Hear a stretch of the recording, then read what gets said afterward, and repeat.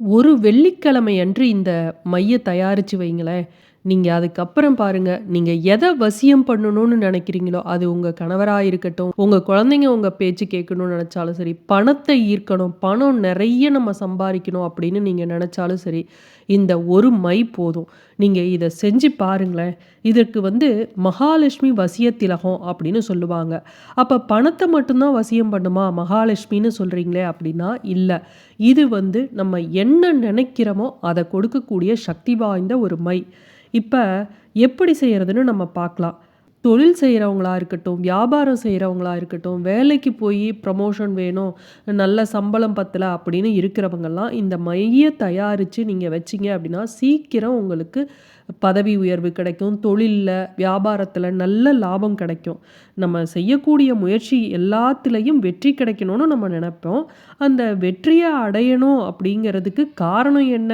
அதன் மூலமா நமக்கு பணம் ஈட்டணும் அப்படிங்கிறது தான் மிக முக்கிய காரணமாக இருக்கும். நம்ம பணத்த நெறைய சம்பாதிக்கணும்.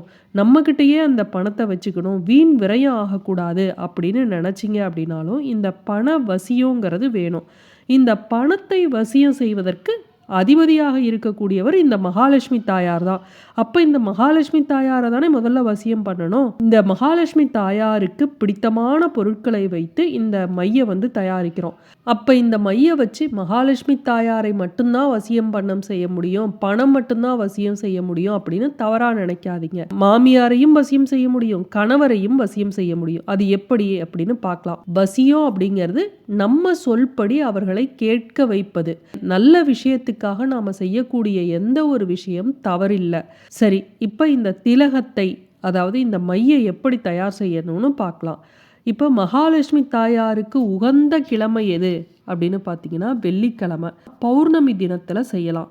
இந்த வெள்ளிக்கிழமையில பார்த்தீங்கன்னா, சுக்கிர ஓரையில இத செய்வது மிகச்சிறப்பு. வெள்ளிக்கிழமைய பொறுத்தவரையும் காலையில 6 to 7 சுக்கிர ஓரை வரும். அத விட்டுட்டீங்க அப்படின்னா, மதியம் 1 to 2 வரும். அதையும் விட்டுட்டீங்க அப்படின்னா, இரவு 8 to 9 வரும்.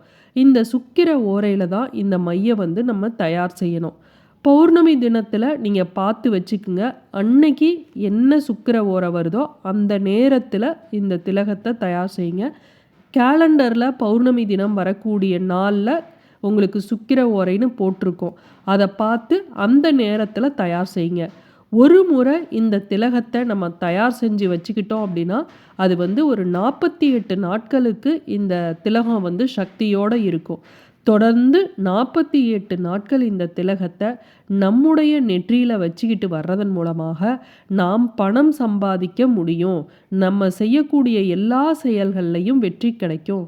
நம்மை தேடி பணம் மட்டும் இல்ல, நம்ம நினைக்கிற அனைத்தும் தேடி வரும். எக்காரணம் கொண்டும் இந்த மைய அடுத்தவங்களுக்கு தரக்கூடாது.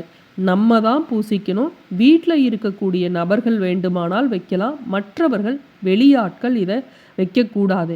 இதன் மூலமாக பணவரவு அதிகரிக்கும். இந்த மை தயாரித்து வைத்தவுடன் உங்க கணவர் உங்க சொல்படி கேட்கணும் அப்படின்னா, நீங்க என்ன பண்ணணும்? தினமும் கொஞ்சம் கஷ்டப்பட்டு பிரம்ம முகூர்த்தத்துல தான் நீங்க எழுந்திரிக்கணும். எழுந்திருச்சு விளக்கேத்தி வச்சு, அந்த விளக்கு முன்னாடி, அந்த ஜோதி முன்னாடி பார்த்து, நீங்க இந்த மைய உங்க கணவர நெனச்சு, உங்க வேண்டுதல் பலிக்கணும் அப்படின்னு சொல்லி, அதாவது என் சொல்படி என் கணவர் கேட்கணும் அப்படின்னு சொல்லிக்கிட்டு, உங்களுடைய வேண்டுதல் என்னவோ அத சொல்லி தினமும் 48 நாட்கள் தொடர்ந்து நெத்தியில மைய வச்சுக்கிட்டு வாங்க. அதேபோல உங்க மாமியார் உங்கள கஷ்டப்படுத்துறாங்க, நீங்க சொல்றத அவங்க கேட்கல அப்படின்னாலும், அந்த மைய தினமும் பிரம்ம முகூர்த்தத்துல எழுந்து 48 நாட்கள் தொடர்ந்து இந்த மைய நீங்க விளக்கு ஏத்தி வச்சுட்டு, காலையில பிரம்ம முகூர்த்தத்துல அதே மாதிரி நீங்க செய்யணும். சரி, இப்ப இந்த மைக்கு தேவைப்படக்கூடிய பொருட்கள் என்ன அப்படின்னு பார்க்கலாம்.